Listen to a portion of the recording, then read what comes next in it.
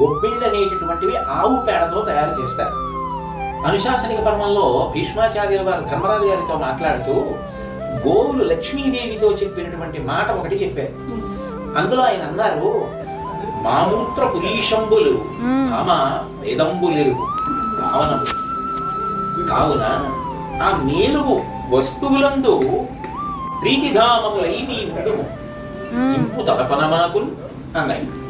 అంటే గోవులు ఏం కోరుకున్నాయంటే లక్ష్మీదేవిని ముందు స్థానం ఇవ్వడానికి అంగీకరించకపోయినా, ఓ లక్ష్మి 84 లక్షల జీవరాశులలో మూత్రపురీషములు సుగంధభరితమైనటువంటి ప్రాణి లేదు, అన్ని దృశ్యములే.